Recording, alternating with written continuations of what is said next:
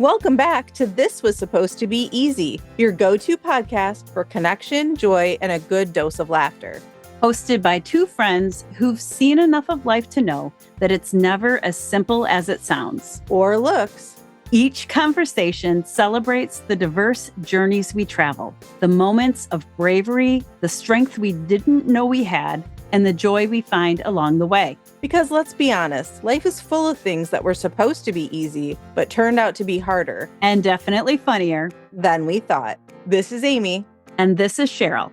And if it were easy, we wouldn't be here. Okay, Amy, this is the big day. I know, should be nervous, right? Right. Absolutely. Back in the fall, when we began season 2, we talked about sprinkling a series of trying new things throughout the season. And when we started talking about that, and maybe even right after we tried our glamping experience, you mentioned that actually both of us are going to go to a new country during this season, and you've already made your experience come to life. You've already had your adventure, and we haven't really had a good chance to talk about it. Last episode, when we interviewed Jodelle and Holly, I had this big realization that all three of you did this new thing together, and it just reminded me that we need to talk about it. So, Amy, today we are going to talk about your trip to New Zealand. Okay, I'm excited. I know, and probably a little nervous because I haven't told you what I'm going to ask you. Right. So let's make the beginning easy and just kind of revisit why or what was it that made going to New Zealand a trying something new moment for you? Sure. Well, there's a couple of different reasons. First off, that I haven't really, besides Canada and Mexico, I haven't gone out of the country. That was a big deal, having to get a passport for the first time. All of those types of things were exciting. And it was something that I had been wanting to do for a really long time and hadn't done. Mm-hmm. But New Zealand specifically, I kind of say calls to me in a lot of different ways. And I don't really know why, but way back in 2018, when I was writing up my big paper at the end of my master's degree, one of the articles that I pulled from was looking at early child care settings in New Zealand. And there was something that just said, I want to go to New Zealand. I want to go and look at child care facilities. This is important to me. And it never went away. It was one of those things that just kept kind of peeking out. And then every year I would think about it. And then, of course, COVID happened and no one went anywhere. And then I kind of put it on the back burner. But the second that people started traveling again and people would ask, like, well, if you haven't traveled, where do you want to go? My answer was always New Zealand. Okay. And last year, I remember, so we talk a lot about our bingo cards. I actually wrote out I also, in addition to bingo cards, do the 13 wishes ritual, which we can certainly talk about at some time if we want to. But I even went back and looked at my ritual, and I had put specifically go to New Zealand this year. Okay. And so kind of all of those things to flash forward, our good friend Holly, way back in, I believe it was March, had said that they had put in a proposal to present at a conference, Holly, Jodelle, and their friend Christina, and said, there's 4 or 3 of us going. There'll be room for 4. Do you want to come along? And of course, I did the thing that I normally do, which is that typical him-haw of, no, I can't go. There's no way. And then I started to think about it, and I was like, but could I? And talked to Jeremy, and Jeremy's like, well, you've always wanted to go. You talk about it, all the time. Why wouldn't you want to go? And I also have always said that I love trying new things. I am happy to do something by myself, but the idea of traveling internationally for the first time by myself felt a little nerve-wracking. So the idea of going with a group of people who maybe already had kind of some experiences felt a lot more comforting. And we had kind of worked it out that I would tag along. They would go to their conference.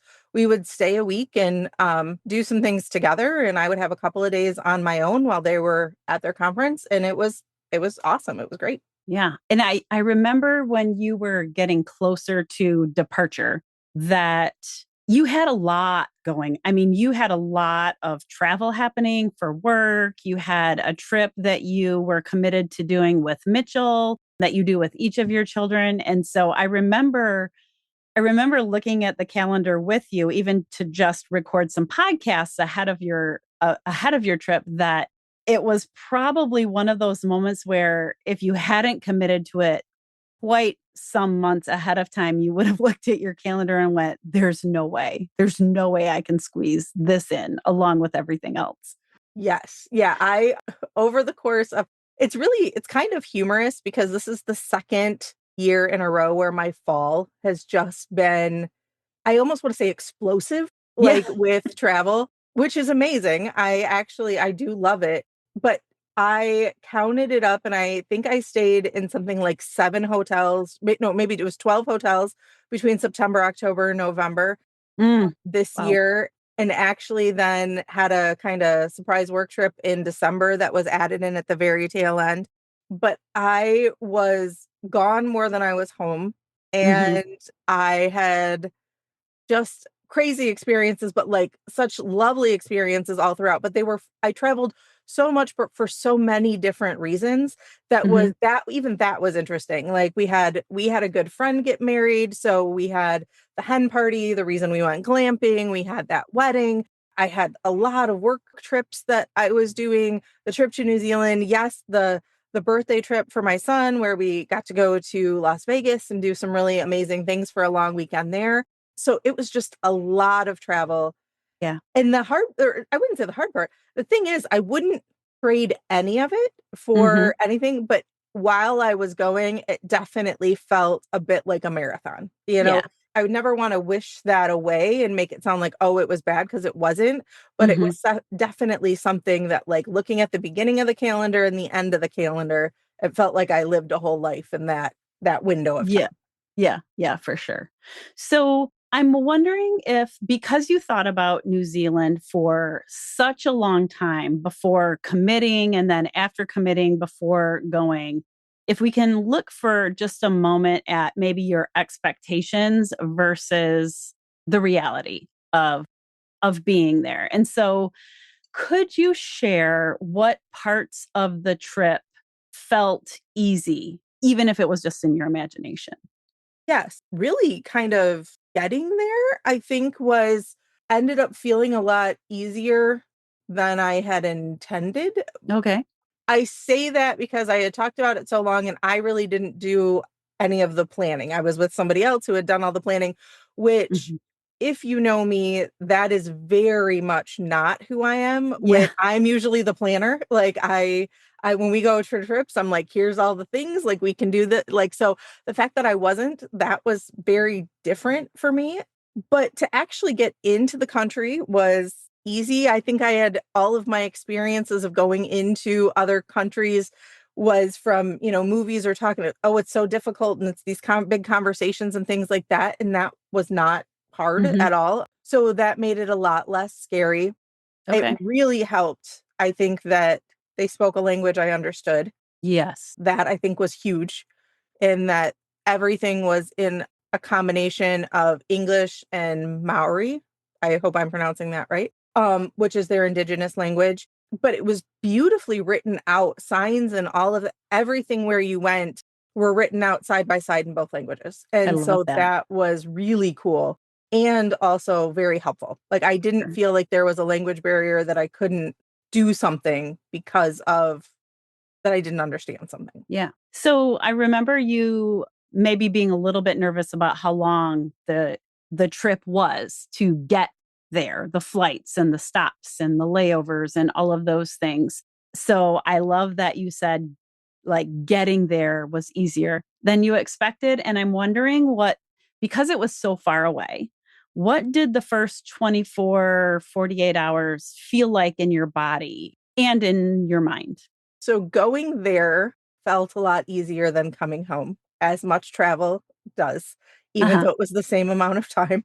I think the adrenaline and the excitement kept me going for that because yes, it was over 20 hours. Like at some point it was kind of, I think with all the layovers and everything because we flew from Detroit to LAX, from LAX to Auckland, from Auckland to Christchurch. So it was nice going there because there was kind of a natural rhythm to it. Like we boarded the plane in LAX, which was something like 10 o'clock. So I already felt like 1 o'clock at home. And so I was ready to just go to sleep and did that and slept a little bit. And it was an easier flight. Coming back, I didn't have that. Like I already kind of felt tilted off because we were, That's the beauty of getting to your own bed at the end, right? Like it's yes, hard to get back, but at least you've got your own bed. just yes, yes. And that was definitely, it was like, just get home, and exhaustion. Like there's just Mhm. that level of exhaustion of wanting to get there. But I definitely also asked a lot of questions. There were a lot of people, listeners that gave me great ideas for traveling on the plane and to make it as easy as possible. So just thank you to everybody who reached out on social media or those that were listening that actually sent me personal messages of things that I could do. I just really appreciated that. And so some of the things I did too to make that easier, if anybody else is listening to this in preparation of a travel, I did go through and buy a couple of things that helped me out. One of the things I did get, now if you're not kind of claustrophobic and don't like to be, I mean, this is something that, but I bought this eye mask that also had like this kind of headrest thing. It locks into your headrest. And so it had this eye mask over it and it kind of covers up your ears, but it also like straps your neck and head and mouth to the chair, like to the back of the seat. And that actually, so I wasn't like falling. It didn't have bobblehead. I wasn't worried about snoring on the plane, all of those types of things that kind of make you nervous about traveling. So that really helped. I That also, this is the gadget that I wanted to know the most about when you mentioned it ahead of time was like, did it work? Because every time I fly to Europe, it's an overnight trip and I would yes, love it. yes, I feel like it really did work. I also bought these little like foot leg swing type things that you kind of put on the back of your tray table. Mhm. And so it's like you can kind of constantly move your feet. That I don't think worked quite as well, Okay. but it worked at certain points. But yes, the head thing I would absolutely get again. I would say the struggle with it. So here, if I could say when I was flying over with it, the first time I had earbuds in my ears. And so just had like relaxation music playing and it covered really well and that worked really well. But then when I took them out, like my ears were hurting. And so Yeah. because it was, kind of tightly, it was in there. And so I wanted to have I also had my big like over the ear and you can't use that because the way that it's got your head in there, it's got like almost like the blinder type things on and then it Sure. covers your ears. And so that was a little bit of that was a little tough. Okay. That yeah, not as great. Okay. So let's put you in New Zealand. I'm wondering if there was a moment when you had this, oh, this is different than I expected. I mean, the first time we got in a car and someone was driving on the left-hand side of the road, definitely that was different. But you know what? Here's something that was different for me. I expected it while driving. I was not expecting it when walking in like stores, restaurants on the street, like when you're walking. When we are in, let's say, a store or something like that, you naturally kind of get over to the right to Right. pass people. They do the left. So one of the things I did by myself was we were right. So I should back up and preface this with Christchurch between like 2010 and 20 kind of 13, 2012, 2013 were hit with a series of reoccurring earthquakes and some really big ones that decimated the city. And Okay. it wasn't until 2018 that they even really started to rebuild. And so there are areas when you go into the city of Christchurch, it feels like you see buildings that have some history, but then you also see a lot of buildings that things just feel very brand new. Okay. And that's because so many things were destroyed and are in the process of being rebuilt still. Or when it was rebuilt, they rebuilt it in a much more conscientious way for earthquake. And so there no new building is over 6 stories. They actually rebuilt a lot of their storefronts Mm. in like shipping containers right after the Oh, earthquake to get people to be able to come into them. If you go to the outskirts of the city, there are just yards and yards of shipping containers. There are still houses, like people are still living in shipping containers, sure. which was Interesting. just kind of fascinating to see. So one of the days I spent in the library for a couple of hours, and it was amazing, by the way, but I went and kind of explored every floor. And as I was walking up the stairs, I found myself going to the right to walk up the stairs and people kept coming down. And I'm like, that's because I need to be on the left. And it just was one of those things where I'm like, this is not right. Like I am going this way. So that was kind of a funny moment of like, yes, I am not in the US. This is very different. Sure, sure. Interesting. So maybe keeping along that theme or the this was supposed to be easy theme, were there parts or was there a part of the trip similar to what you were just describing, maybe, that was supposed to be easy or that at least it looked easy ahead of time, but really wasn't? Well, one of the things I had really wanted to do that wasn't easy, but I kind of didn't do. I'd really wanted to look at childcare facilities in the area Hmm. and trying to get a hold of somebody or to ask people, like, would it be possible to visit was very difficult. Yes. Weird things like, so my phone, like I could make a call internationally because I had the plan that I could call back to the United States, but I Hmm. couldn't call somewhere local in New Zealand. Oh, So, like, we would have to go to the hotel and say, like, "Could you call, like, we need a car. Could you call this, thing?" So I yes. couldn't just call a facility. So I had to rely really heavily on email. So, but then, Okay. of course, it was like, well, would somebody get back to me to do that? So I never actually got to go. There were a couple of childcare facilities that were near the hotel. And so I kind of like a creeper just walked around the outside of them. I've done that. Like, oh, what's that look like?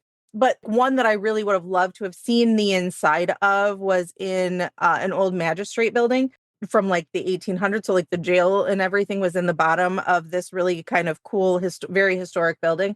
So, I didn't get to go there, talk to somebody, but I did get to, in a positive way, actually look up specific names of places and learn a little bit more of the way that their structured system works, which was one of the things that I was really interested in.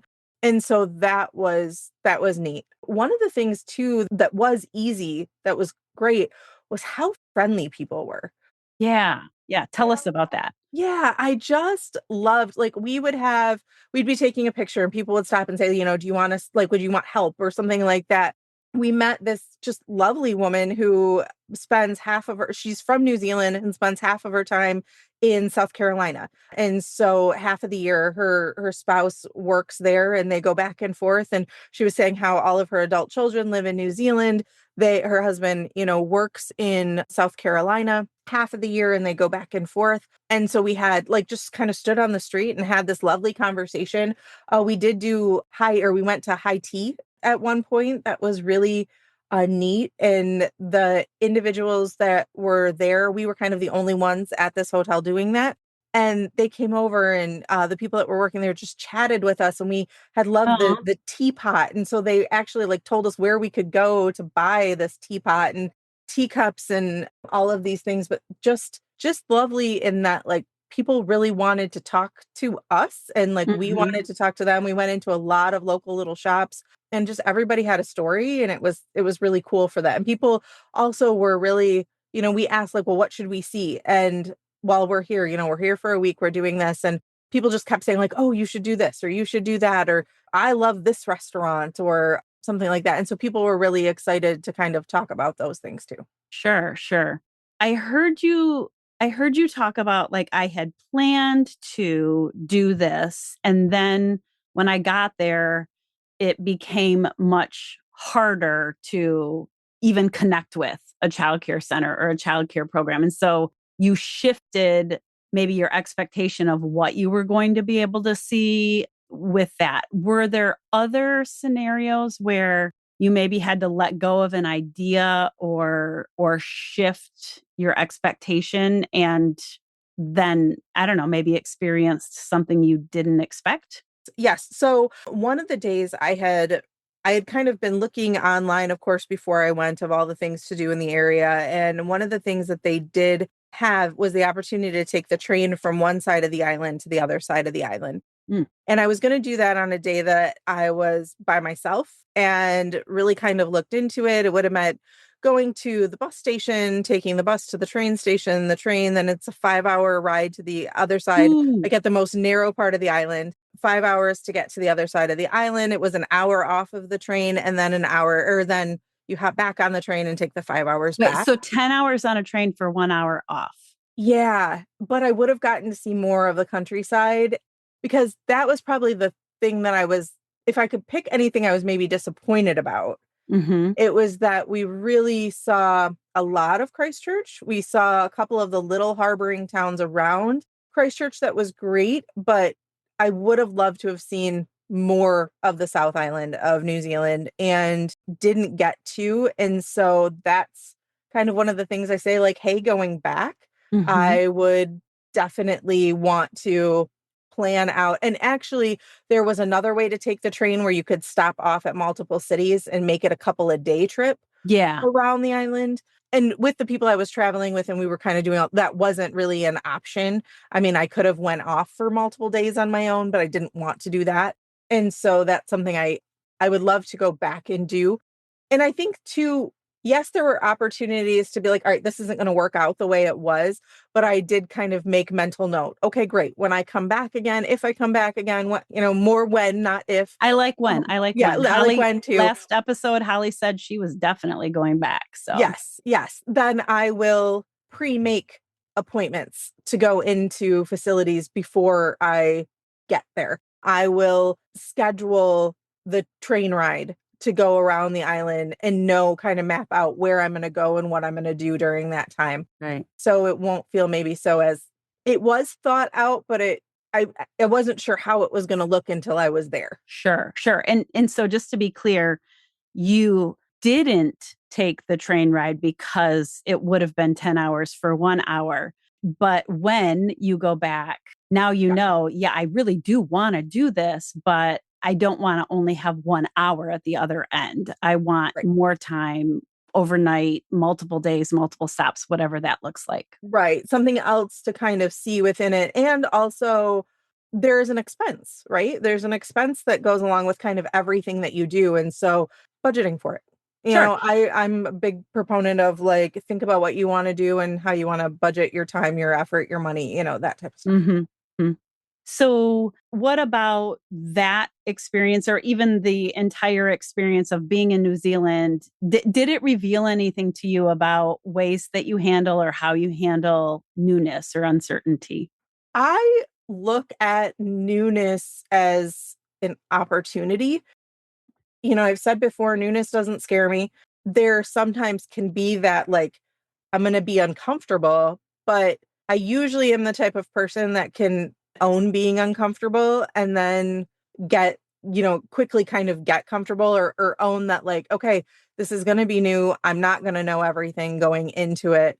But I think too, I was proud of myself for not letting not being able to do something dictate maybe how I felt about the whole trip or saying like, "Oh, I wanted to do this, I didn't get to do it. The trip was a bust." Right, Like right. it wasn't. It was different maybe than the original plans I had thought about for the experience, but there were so many other amazing things. And so that day, instead of taking the train and going and doing that, I went to a couple of different museums and learned about the culture and went and ate in this little cafe where I had a beautiful conversation with the owner and that was really cool and got to just people watch. I was in a part of the city that was a little more local, not quite as Touristy. touristy. Yeah. And so being in some of those places that were a little bit more local, like I just kind of watched this dad and daughter have a conversation, this little girl, and like clearly they had frequented in this cafe and the cafe owner knew them and just taking all of that in, which was really nice. And it was kind of that cool opportunity to feel a little bit more immersed. Yeah, and I love that your ability to release your original expectations allowed you to still see all the value and find new experiences to observe or engage in. Yes. And I think, too, one of the things with this trip in general that I wanted to do was I don't know if I have the right word for it. It wasn't prove to myself that I could travel internationally, Mm-hmm. but it was kind of a do I like this? Ah, Do I want to do more of this? And yes. so by having a positive first experience, it felt like it opened the door to yes, I could do this. And also like Ella, so my oldest, who's 20, we've had a lot of conversations. She's talked about doing some school experiences in other countries and things like that. And so I want her to be able to have those opportunities too. But I feel like from a parent perspective, I know a little bit more of like the questions to ask Mm-hmm. as she makes plans too. So I feel like it set up opportunities for dialogue, for conversation, for experiences, for understanding. And so even just going unleashed all of those things in my head that were it was almost like I just needed to do it. To do it. So the question of, do I enjoy this? How did that land on the bingo card for 2026 that you just created? So on the bingo card, I did put visit another country. I've been talking about wanting to go to Ireland and Scotland, but I think I'm also open to other opportunities. One of the things that I did this year is embraced and stepped into, speaking a little bit more, but also a big part of my current, so to speak, 9 to 5 job is planning events and conferences, and a big part of Mhm. that also is working with keynote speakers, which is something I enjoy myself. You and I both enjoy. We've talked about that. And I was talking to a keynote that I had met many years ago, but who have through this year and through kind of this role, a reintroduction. And I've been seeing at a lot of events. And so we always have lovely chats now. And she was talking about how she was speaking in other countries and a couple different ones. And so she was getting ready to travel to a country she hadn't gone to. And even that ability has kind of led me to think like, could I do that? Mhm. Could I speak and travel to a different country and feel comfortable doing so? And what might even that look like? And so I feel like every experience, every person I meet, every conversation I have, but every, kind of opportunity is something that feels like it's prepping me for an ability to believe in myself to do something else. Yeah, yeah. So whenever I lead groups on study tours to other countries, well, actually every event I do, you know this, right? There's always a focus on using your strengths. And I'm wondering if you noticed any of your particular strengths or signature strengths emerging to either help you enjoy the experience while you were there or to process the experience afterwards. Yes. So one of my strengths is learning. Mhm. And I found myself doing activities, especially while I was by myself, that really surrounded learning, like going to a library for the day. I mean, I've said that to a few people and they're like, why would you go spend the day in a library? And I'm like, because it was a really cool library, like, but I went to the Earthquake Museum and I went to one of their art exhibits. So I did some of those things that I think definitely played into how I spent my time. Mhm. Also, one thing that I don't know if it was a strength, but I found myself one of the days that I didn't have a lot going on. I hung out even in the hotel room for a good portion of the morning. And there was a part of me that I had that voice in my head that's like, you're in a different country. You should go have experiences, go out, go do these things. But I just mentioned at the start of this conversation, I had literally traveled, and this was kind of towards the tail end of my traveling experiences. I had been on the go, and then this year in general was a year of so many things, like, but new things and learning things and doing and doing and doing. I had just started a new job. I'm in this doctoral program. I'm all of this. And so I had a couple hours that were not accounted for.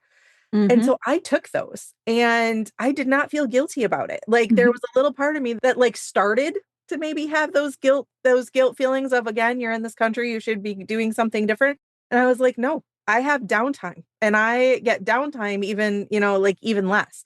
And so I am going to take this downtime where I don't have to go out and talk to anybody. I don't have to engage. I'm going to eat some snacks in the room. I'm not even going to go out to eat right now. Like I'm just going to eat some snacks and drink some water and like read a book and look Mm. out the window. And this was something that was so cool. I got to see this year. So I love mountains.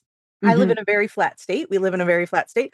Even Hills, though it's called Mount Pleasant where because you it's live. called Mount Pleasant, right? Yeah, no mountains. But I love, like, when I see artwork that have mountains in it, I'm always drawn to it. I love mountains. I got to see this year in New Zealand, in Christchurch, you are surrounded by mountains. When I was in Vegas with my son, I was surrounded by mountains. When I was in the Pacific Northwest, we were surrounded by mountains. I got to see so many different mountain ranges this year.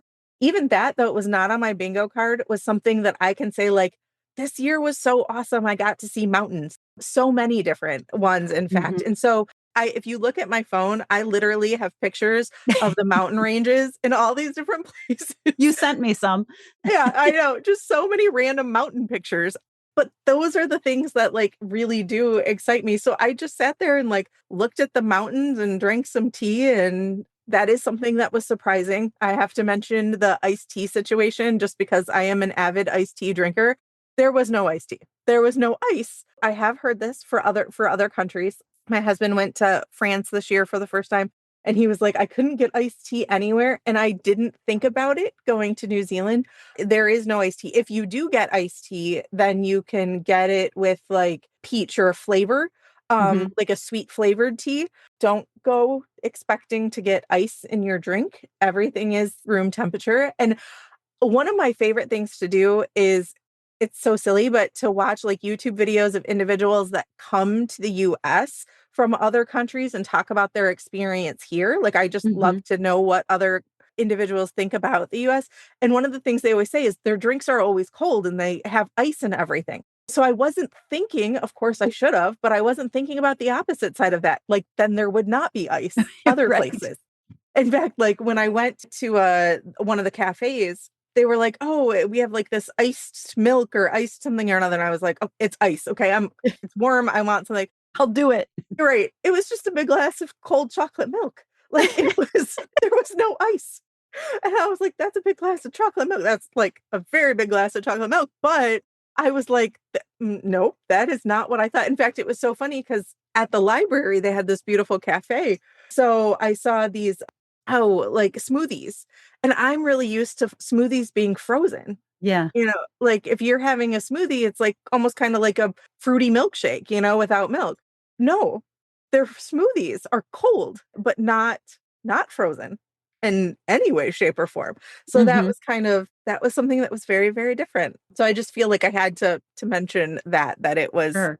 it was kind of just those little things that are like, interesting. Yeah, I mean, I love hearing about the little surprises that just turn out to be small moments that were meaningful, right? Like to think about other people coming to our country might change how you interact with people you experience out in the everyday going forward, or the fact that shoot, just in the last episode we talked with Jodelle about those times when we've let ourselves relax and do nothing or go for a walk or just to read a book, then opened up our mind to be more creative or experience what comes next in more color. And so you might not even know that because of that morning in your hotel room or time sitting in the library, what you were able to absorb differently after that because of that opportunity or that moment that you didn't know you needed, but you gave yourself. I love that. And I do encourage people, our listeners who are maybe getting, listening to this, getting ready to travel yourselves. If you have the opportunity to have a like no commitment, nothing scheduled type of day in a new Mhm. place, I encourage you to take it. There is something really amazing. And I've done this in quite a few different cities now, but to have like nothing planned for a day, You start your day when you want to be able to start it. And again, it's a privileged kind of mindset being able to do this, but there is something really amazing that allows you to experience something feeling refreshed. Mhm. You're not moving from point A to point B because you have to. Like you can kind of take whatever pathway you want. You can kind of go about or go explore something new if you want to go into a shop or if you want to go to a museum or if you just want to walk through a park. All of those types of things you can. And like just not having something planned, like Mhm. leaving in the morning with not a to-do list is amazing. I live my life with a lot of to-do lists. Mhm. And so maybe even that is something that I would like to continue on. And I was able to do that a little bit over this break is that, I mean, my life is busy. I usually embrace the busyness. I'm better because of it. But on the days that I don't, like truly scheduling myself some days of not being committed to anything. And I Sure. think that's important. Yeah, I love the idea of building in whole days for just letting the day unfold and letting the day happen. And even when I plan trips, I think about when Taylor was in high school, I went with her as a chaperone on a high school choir trip to New York City. And oh my gosh, every minute of that day was scheduled and it was a boom, boom, boom, boom, boom. And I can fully appreciate how these high schoolers that were on the trip got to experience so many things. But at the same time, each place that we were, I was like, they need more time here. They just like, they need some unscheduled time. And I think that it very much has influenced the trips that I planned so that I've sort of had a few of those kinds of experience to draw some hard lines. You know, there will only be one scheduled thing in a day or two max scheduled things because there has to be the opportunity to just be where you are and to experience the place and not know what's going to happen. Again, just be able to embrace those conversations with shopkeepers or observing the child with their father and anything else that might happen, right? The unplanned is critical. So I love that takeaway. And have one final question for you, Amy, as we thank you for sharing New Zealand with us. And I might ask you to maybe give us some photos more photos that we can share out too when we air this. But I'm wondering for our listeners who might be thinking about or who have been afraid to consider a trip or a travel or not a trip or a travel, but something else. Like, what would you say to someone who has just been waiting for it to feel easy before they jump in and do it? I think something to make the experience easy, and it goes again with my strengths, is educating yourself. So things seem a lot less scary the more you know. And we are in a time that we have access to so much information, overwhelming, in fact, amounts of information at times. And you don't have to make yourself an expert in anything, but if you need something to be a little less scary, let's say for a trip planning, other people go to cities and blog about them all the time. So Mhm. watch a few video blogs, read about what people say. You know, one thing that's really, really interesting, I actually saw a lot of information on like Reddit articles. Like people would say, like, hey, I'm going to New Zealand. I want to do this, this, and this. And there were so many comments. And it was within those comments that I found information about experiences. I think the other thing too is being open to maybe being uncomfortable. Mhm. So that is something that I think is really important. There's a lot of learning that happens when you are willing to be uncomfortable in a situation. And very rarely, now I'm not going to say never because I don't like those, but very rarely is a situation ever as scary as we make it out that it's going to be in our mind. Being able to be open to say like, "Hey, this is going to be a little different. This is going to be a little new." And then I think too, as far as easy, it's funny because I've said this in the past, but I've heard a lot of people say this in the last month or so. oh, if I were to win the lottery, I would do this. Or if I were to come into, if I had a distant relative that I was not sad that they passed, but they left me a large sum of money, like, like these types of things, I would do this, this, and this. And I will say this in turn. I have those things too. Like, but I also have little accounts, little envelopes here or there that I actively add money to all the time. That I'm saying, like, okay, I want to do this. It's going to cost money. I'm going to have to prioritize that. So I'm going to prioritize maybe not buying a new shirt or not getting a coffee. Or at the beginning of last year, I went through all of my subscriptions Yes, I and remember really, this. yes, and did a ranking of priority. And anything that wasn't kind of in the, I had a lot of subscriptions and I cleared out half of them. And you know what? I was just thinking about it. So now, 365 days later or so, I don't miss them. I don't feel the need to go back and re-add them. I wasn't even taking advantage fully of them that I was. And so I bet that and it doesn't mean that you're going to come into the money all at once to be able to do whatever it is that you're thinking of doing.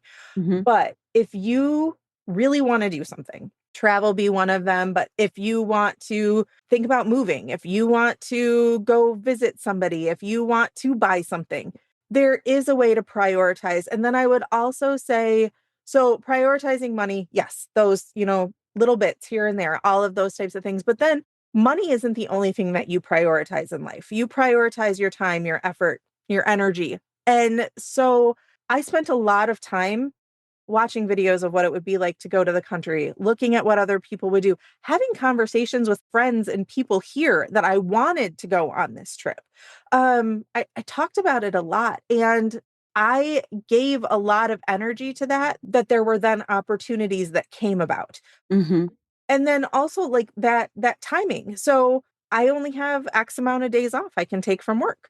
And Mhm. so I made sure, knowing that I wanted to do that I was going to prioritize my time off. There were friends that I had that, that would randomly take a day off and say like, oh, mental health day, I'm just going to take the day. I would have loved to have been able to do that too. This year, I didn't do that. Instead, I knew I wanted to take a couple of big trips that were going to involve me taking time off. And so I wanted to prioritize my time off for Mhm. that. Mhm. And so that was another way that I did it. And so I think thinking about it in those ways, you can make things happen, but you have to know where to invest to be able to do that.